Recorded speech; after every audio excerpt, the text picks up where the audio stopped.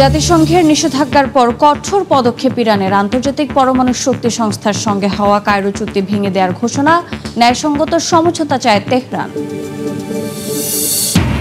ইউক্রেনের যাত্রীবাহী ট্রেনে রুশ আক্রমণ, কয়েকজন হতাহত। জবাবে কিরিশি তেল শোধনাগারে ড্রোন হামলা ইউক্রেনের। মস্কোকে গোয়েন্দা তথ্য সরবরাহ করছে চীন, দাবি কিয়েভের। গাজা থেকে প্রথম ধাপে সেনা প্রত্যাহারে রাজি ইসরায়েল।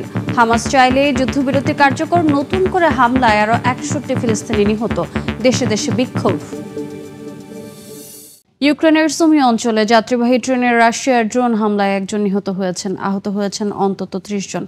জবাবে রাশিয়ার লেনিনগ্রাদ অঞ্চলের কিরিশি তেল শোধনাগারে ড্রোন হামলা চালায় ইউক্রেন। এদিকে রাশিয়ার ড্রোন হুমকি মোকাবিলায় ইউরোপের স্বরাষ্ট্রমন্ত্রীদের জার্মানিতে একটি বৈঠক অনুষ্ঠিত হয়। এর মধ্যে ইউক্রেনের গোয়েন্দারা দাবি করেছেন, রাশিয়ার সেনাবাহিনীকে স্যাটেলাইট চিত্র ও গোয়েন্দা তথ্য সরবরাহের মাধ্যমে ইউক্রেনের হামলার নির্ভুলতা বাড়াতে সহযোগিতা করছে চীন।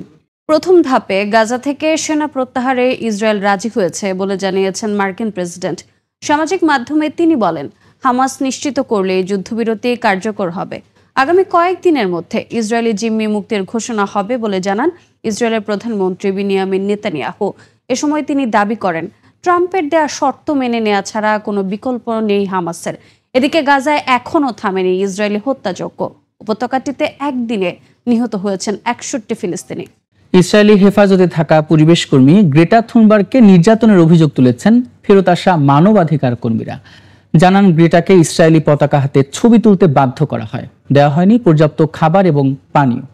তবে এই অভিযোগ অস্বীকার করেছে ইসরায়েল। এদিকে ফ্রিডম ফ্লোটিলা কোয়ালিশনের নতুন 2টি জাহাজ গাজার উদ্দেশ্যে রওনা দিয়েছে। এ নিয়ে মোট 11টি জাহাজ আন্তর্জাতিক জলসীমা অতিক্রম করে মানবিক সহায়তা পৌঁছে দেওয়ার চেষ্টা করেছে। আর এরই মধ্যে আটক 470 কর্মী থেকে 137 জনকে তুরস্কে পাঠিয়েছে ইসরায়েল।